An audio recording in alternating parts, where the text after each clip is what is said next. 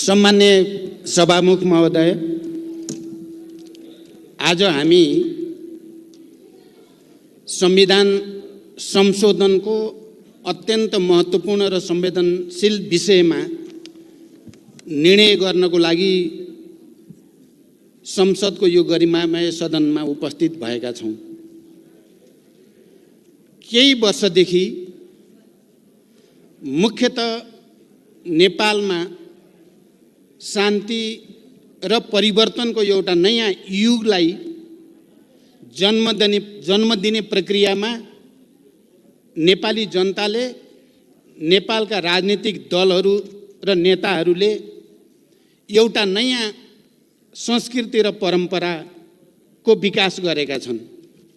त्यो हो राष्ट्रिय महत्त्वका, ऐतिहासिक महत्त्वका र दूरगामी महत्त्वका विषयहरूमा सहमति र समझदारीबाट अगाडि जाने, राष्ट्रलाई निकास दिने र गति दिने यो एउटा नयाँ संस्कृतिको रूपमा नै विकास भएर आएको छ। हामीले विगतमा शान्ति प्रक्रियाको सन्दर्भमा, संविधान निर्माण प्रक्रियाको सन्दर्भमा होस् या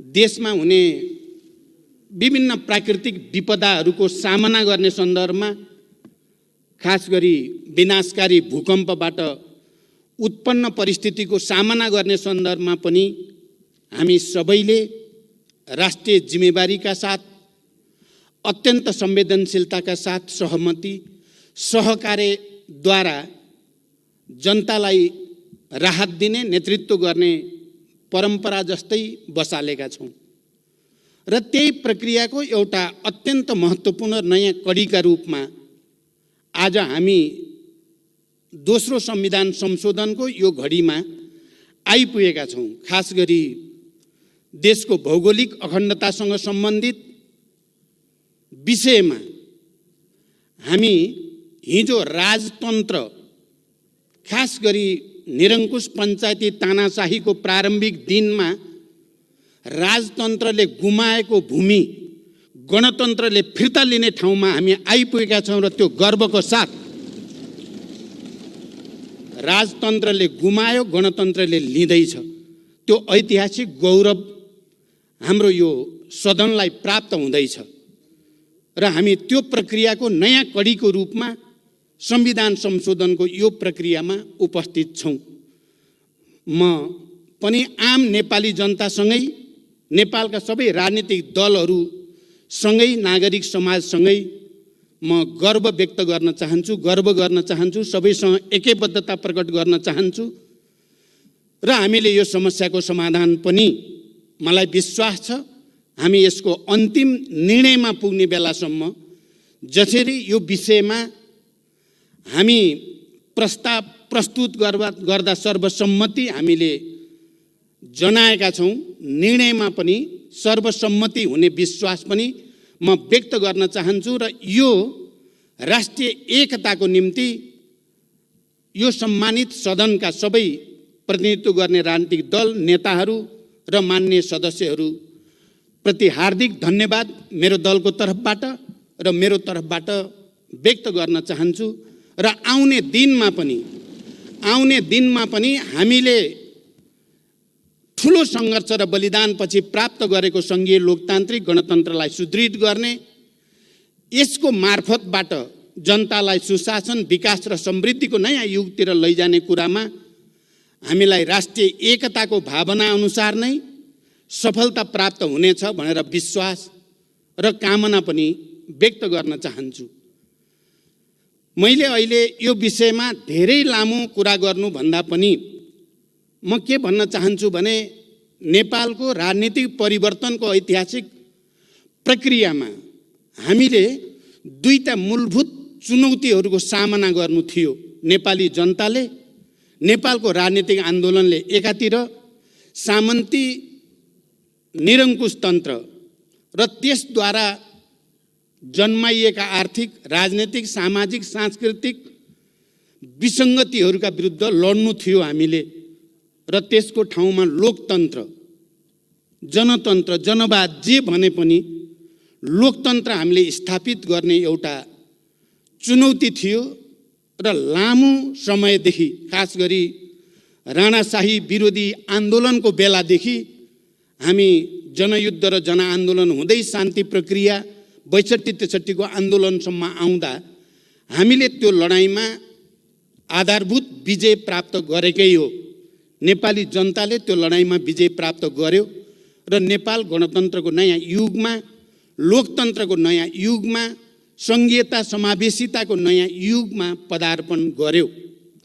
र नेपाली जनताको अगाडि र हामी सबैको अगाडि अर्को एउटा मुद्दा भनेको राष्ट्रिय स्वाधीनतालाई सुदृढ गर्नु, हाम्रो भौगोलिक अखण्डतालाई रक्षा र सुदृढ गर्नु र सबै खाले वैदेशिक दबाव हस्तक्षेपबाट उन्मुक्त नेपाल निर्माण गर्ने दायित्व पनि नेपाली जनताको समूह इतिहासले सुम्पेको एउटा गहन र दूरगामी जिम्मेवारी थियो।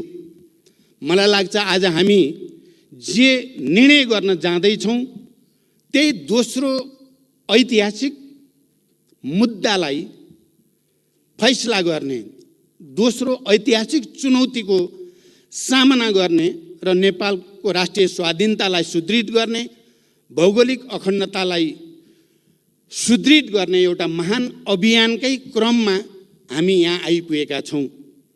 यहाँ अस्ति सम्माननीय प्रधानमन्त्रीले रोस्टमबाट बोल्दै गर्दा यो विषय कुनै पार्टी विशेषको मात्रै विषय होइन, कुनै नेता विशेषको मात्रै विषय होइन, यहाँ सदनमा भएका सबै राजनीतिक दलहरूको विषय हो र त्यतिको मात्रै पनि होइन, यो आम नेपाली जनताको पनि विषय हो। त्यसकारण यसमा कसैले जस लिने या अपजस दिने भन्दा पनि यो ऐतिहासिक महाअभियानलाई सफल पार्ने लामो समयदेखि नेपाली जनताले गर्दै आएको प्रयत्नको केन्द्रीकृत अभिव्यक्तिको रूपमा, किनकि लामो समयदेखि यो सङ्घर्ष बहस चल्दै आएको थियो र त्यो बहसको एउटा केन्द्रीकरणको रूपमा अहिले यहाँ आइपुग्दा हामी देशको गुमेको भूभाग फिर्ता लिने प्रक्रियाको एउटा नयाँ चरणमा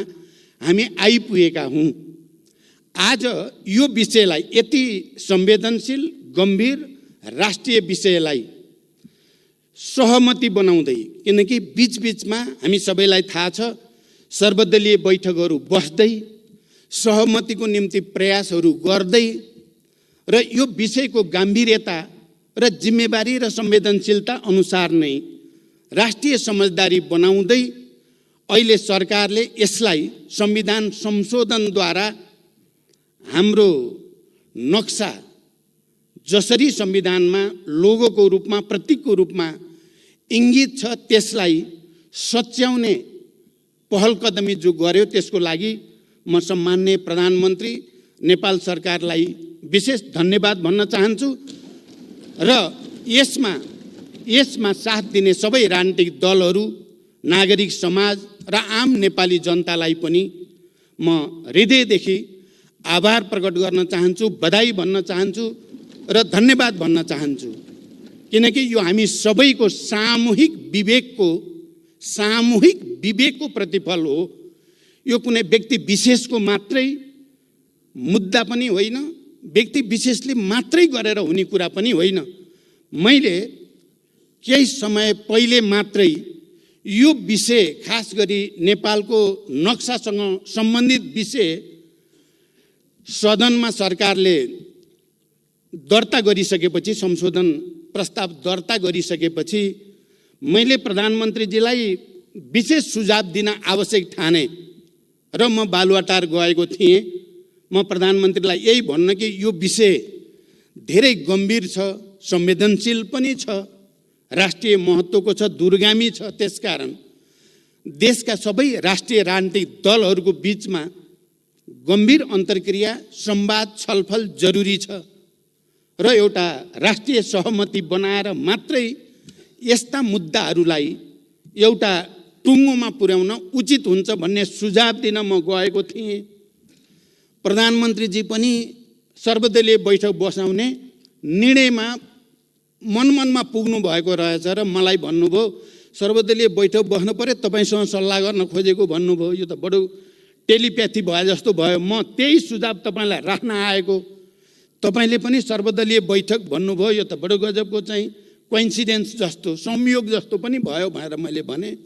र त्यो सर्वदलीय बैठकमा मैले एउटा कुरा के भनेको थिएँ भने, राष्ट्रिय स्वाधीनताको सुदृढीकरणका सम्बन्धमा, भौगोलिक अखण्डताको रक्षाका सन्दर्भमा नेपालले खास गरी 2046 सालको ऐतिहासिक जनआन्दोलनपछि पञ्चायती तानाशाहीका विरुद्ध लामो सङ्घर्ष, झन्डै 30 वर्ष लामो सशस्त्र शान्तिपूर्ण धेरै खाले सङ्घर्ष र बलिदानपछि जुन परिवर्तन आयो र परिवर्तनपछि जति सरकारहरू बने, ती सबै सरकारले भारतसँग वार्ता संवाद गर्दा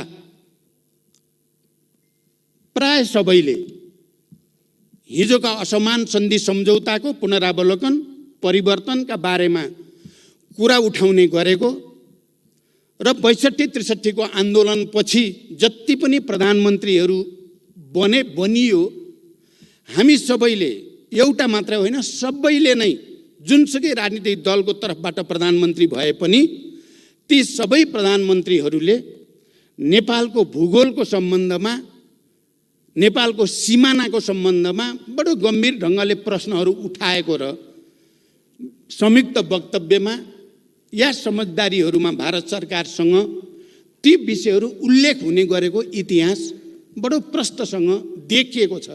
मैले ती सर्वदलीय बैठकमा भन्ने पनि गरेको थिएँ, यो हामी सबैको निम्ति खुसीको कुरा हो।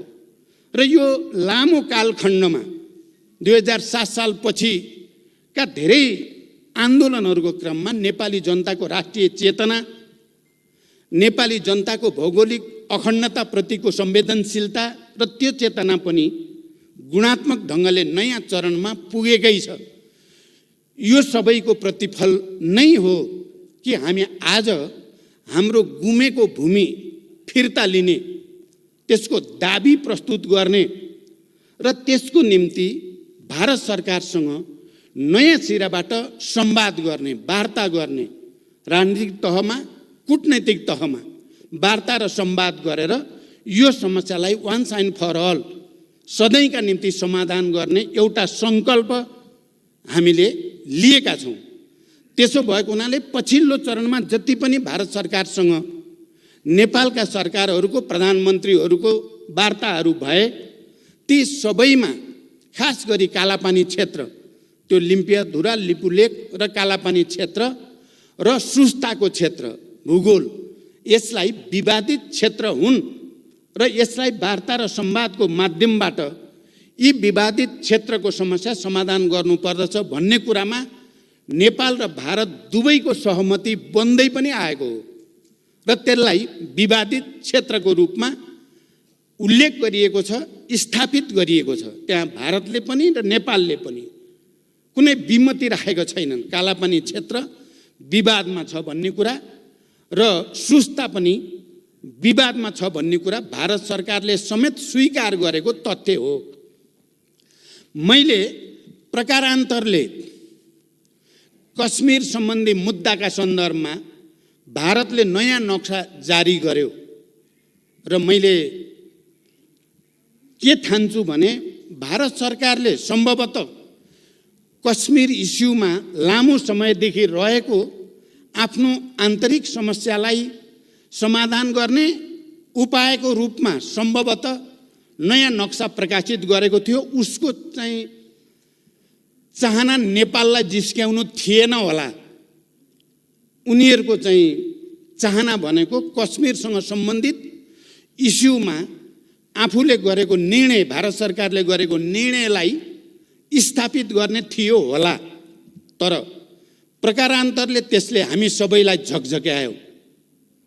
त्यो नक्सा आफ्नो ढङ्गले भारतले प्रकाशित गर्नु, नयाँ नक्सा र विवादमा छ भनेको भूमिलाई पनि भारतले आफ्नै नक्सामा समेट्नु, किनकि पटक पटक यो विषय विवादित छ भनेर भनिसकेको सन्दर्भमा या त त्यो भूगोललाई समेट्दा नेपाल सरकारसँग पनि संवाद गरेर के गर्ने भनेको भए त्यसले समस्या समाधानको एउटा नयाँ बाटो खोल्न पनि सक्थ्यो।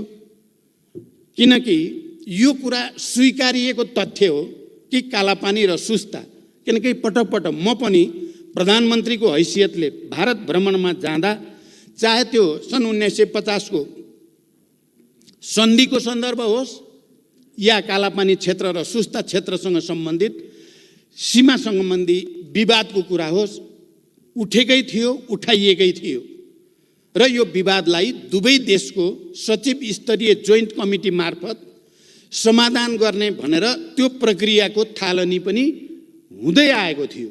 यस्तो पृष्ठभूमिमा कुनै एउटा देशले नक्सा प्रकाशित गर्दा नयाँ सन्दर्भमा हामी आफैले स्वीकार गरेको ऐतिहासिक तथ्य र विवाद भनेर भनिएको विषय, किनकि एउटा कुरा प्राय के हुने गर्थ्यो भने जहाँको समस्या समाधान भयो त्यसलाई समाधान भयो भनेर टुङ्गियाको घोषणा गरौँ, जहाँ बाँकी छ त्यसलाई मात्रै समाधान हुन बाँकी सिमानाका समस्या भनेर कालापानी र सुस्तालाई बाँकी समाधान हुन बाँकी विषयको रूपमा, अन्य समाधान भइसकेको विषयको रूपमा टुङ्ग्याएर जाउँ भन्ने प्रस्ताव पटक पटक आउने गरेको हो र नेपालले त्यसलाई होइन, यो जहाँ सबभन्दा बढी विवाद छ तिनलाई समाधान नगरी अन्यत्रको विषय जो त्यति धेरै गम्भीर छैन ती विषयलाई समाधान भयो भन्नु उचित हुँदैन। सबैलाई एकैचोटि टुङ्ग्याउँ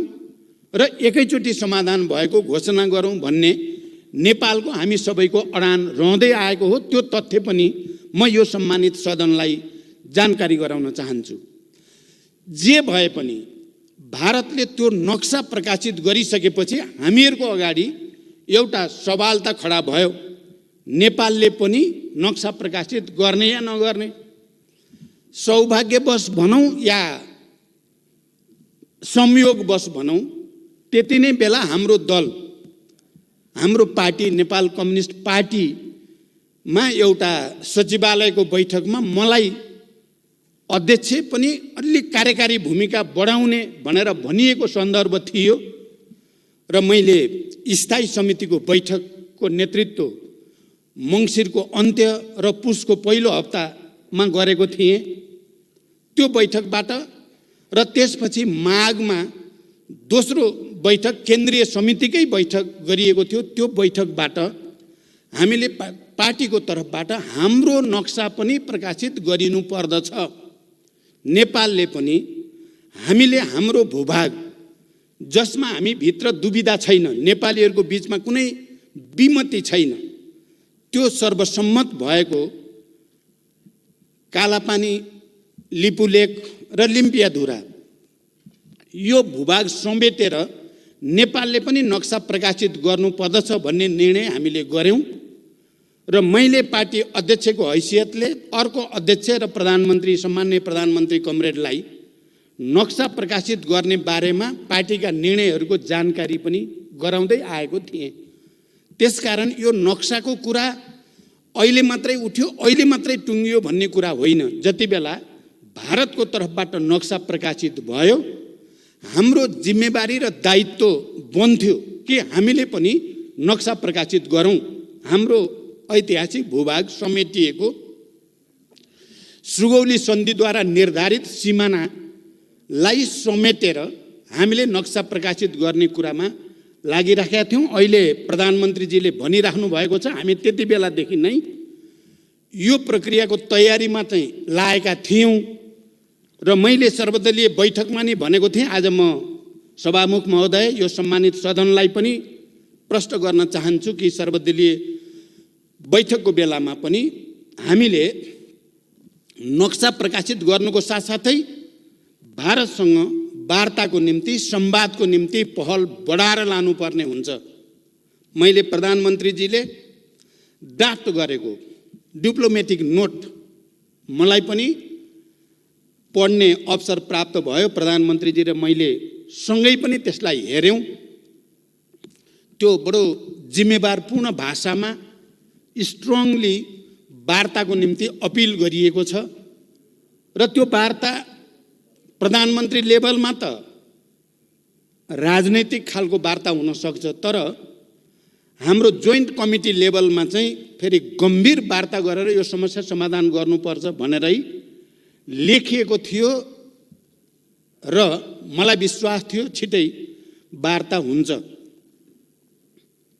र नक्सा प्रकाशित गर्नुभन्दा अगाडि नै वार्ता भएर समस्याको समाधान भयो भने त्यो धेरै राम्रो कुरा हो।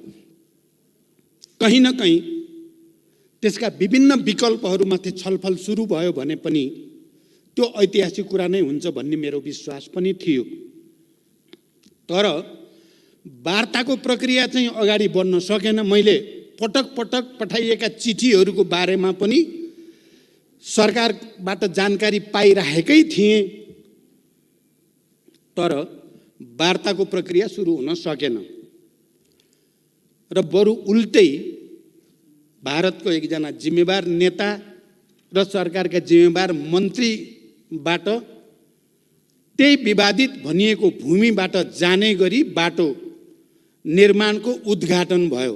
त्यो उद्घाटन पनि लकडाउनको बेलामा। त्यो वार्ताको बारेमा नेपालले प्रस्ताव अगाडि बढाइरहेकै थियो। त्यसको बारेमा सकारात्मक पहल र त्यसको निम्ति तत्परता प्रदर्शन गर्नुको सट्टा झन् उल्टै त्यही भूमि छिरेर मानसरोवरसम्म जाने बाटोको उद्घाटन गरिदिँदा हामी सबैलाई अझ बढी उद्वेलित, अझ बढी तरङ्गित र आम नेपालीहरूको राष्ट्रिय भावनालाई त्यसले अलिअलि चुनौती दिए जस्तो पनि, अलिकति उद्वेलित बनाए जस्तो पनि हामी सबैलाई महसुस भयो नै।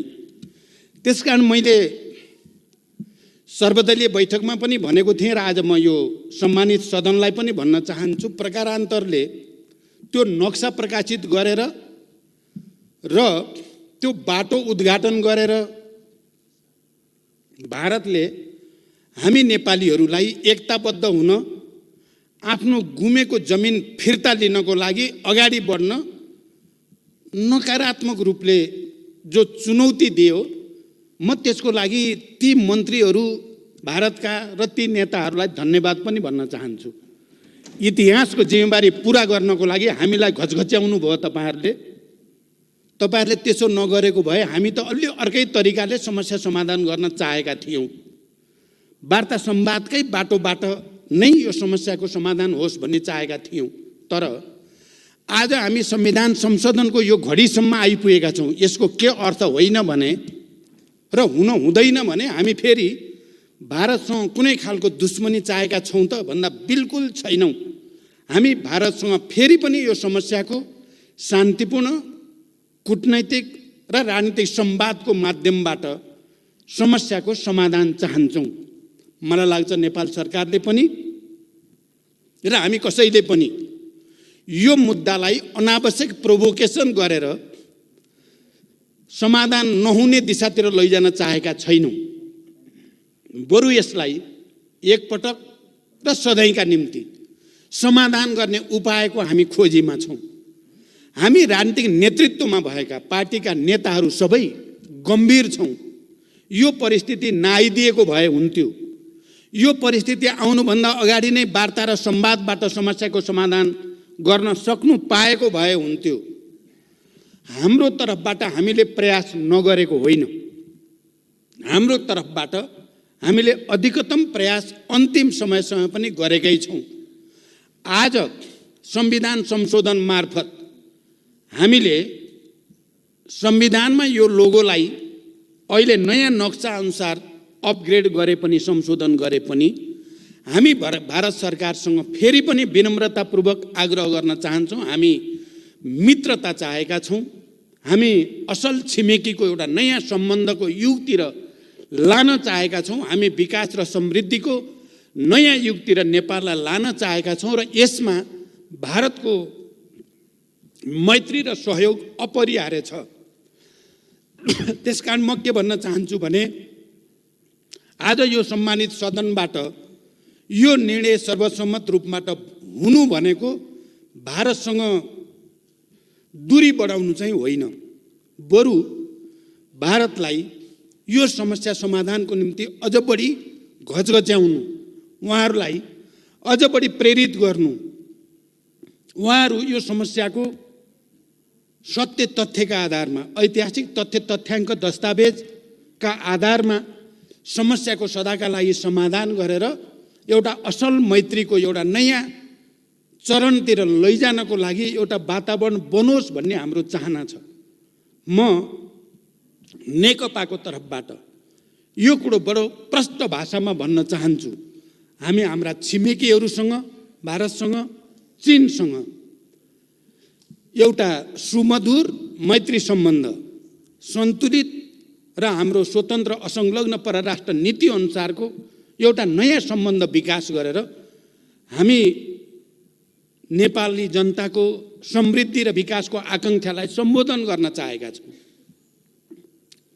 र हामीले यहाँ आज राष्ट्रिय सहमति हो, यद्यपि हामी विचारधारात्मक रूपमा, राजनैतिक रूपमा विभिन्न पार्टीका छौँ, विभिन्न राजनीतिक दलमा छौँ, विभिन्न दर्शनका अनुयायीहरू छौँ, तर नेपालको यो राष्ट्रिय मुद्दामा हामी सबै एक छौँ, सबै दलहरू एक छौँ।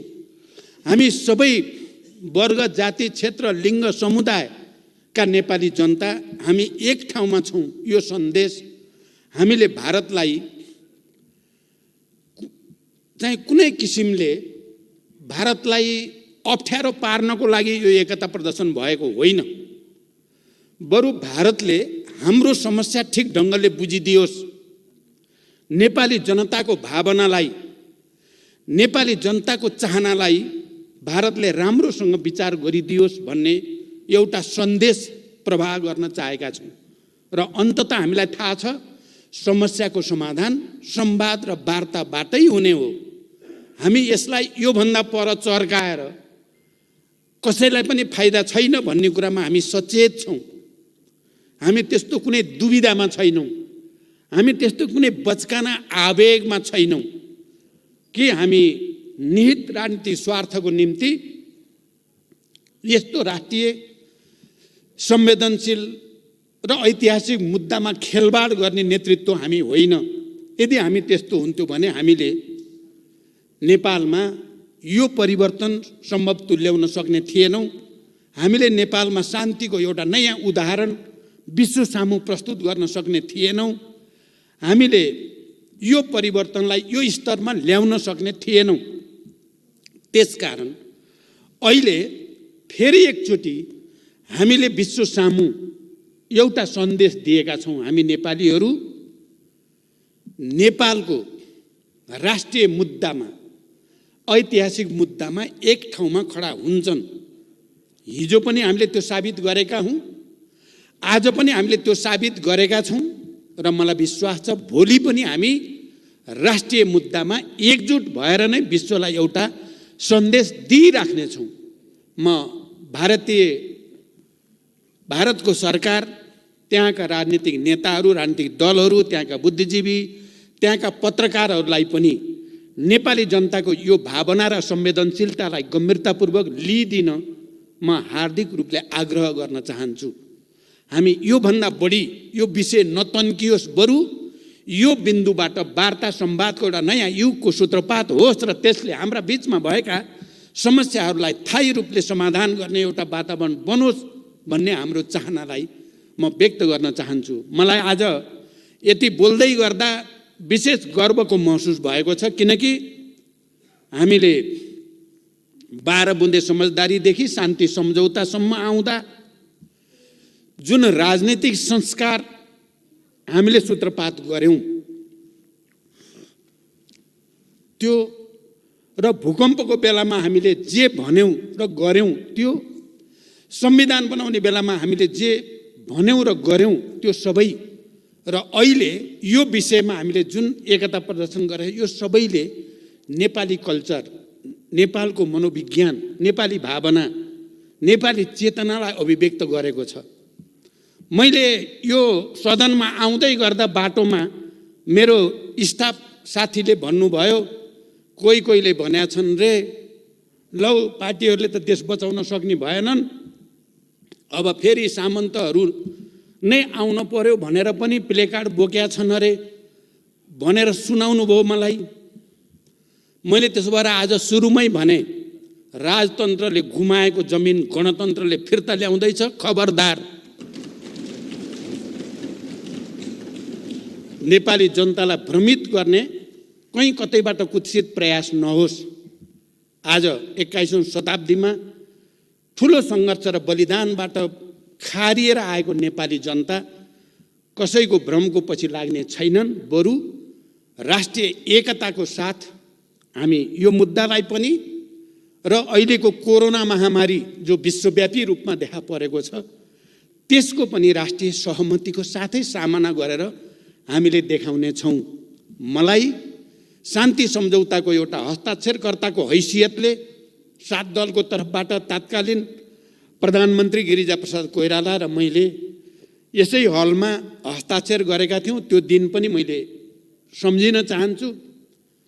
र सुशील कोइराला प्रधानमन्त्री हुँदा मैले अपोजिसन लिडरको हैसियतमा यसै रोस्टमबाट उठेर म अब अपोजिसनको भूमिकामा रहन्न, तपाईँ अगाडि बढ्नुहोस्, यो भूकम्पको त्रासदीबाट नेपाली जनतालाई राहत दिन हामी एक छौँ, एक हुनेछौँ भनेर मैले यहीँबाट अपिल गरेको थिएँ। आज यो राष्ट्रिय मुद्दामा पनि म त्यही एकताको निम्ति सबैसँग अपिल गर्न चाहन्छु। धमिलो पानीमा माछा मार्ने हामी कसैले पनि प्रयास नगरौँ। राष्ट्रिय मुद्दामा राष्ट्रिय गम्भीरता प्रदर्शन गरौँ भन्न चाहन्छु। कोरोनाका विरुद्धको सङ्घर्षमा पनि मैले सुरुदेखि भनेको छु। यद्यपि कतिपय बेला मेरा भनाइहरूलाई ठिक ढङ्गले बुझिएन कि भन्ने मलाई महसुस हुने गर्दछ। सबै राजनीतिक दलहरू, नागरिक समाज, पत्रकार, बुद्धिजीवी सम्मिलित प्रधानमन्त्रीको नेतृत्वमा एउटा संरचना बनाएर गइयो भने र अनि सङ्घीय सरकार, प्रादेशिक सरकार र स्थानीय सरकारको राम्रो कोअर्डिनेसनमा गयौँ भने सायद यो समस्याको हामीले ठिक ढङ्गले सामना गर्न सकिन्छ भन्न खोजेको थिएँ मैले। तर मेरो भनाइलाई सायद ठिक ढङ्गले मैले बुझाउन सकिनँ। म फेरि पनि भन्छु, आज देशको अगाडि जे जति समस्या र चुनौतीहरू छन् तिनको समाधान राष्ट्रिय सहमति बाहेक अर्को हुन सक्दैन। त्यही राष्ट्रिय सहमतिको निम्ति फेरि एकचोटि सबैसँग अपिल गर्दै सभामुख महोदय म बिदा हुन चाहन्छु। धन्यवाद। माननीय श्री शेरबहादुर देउबा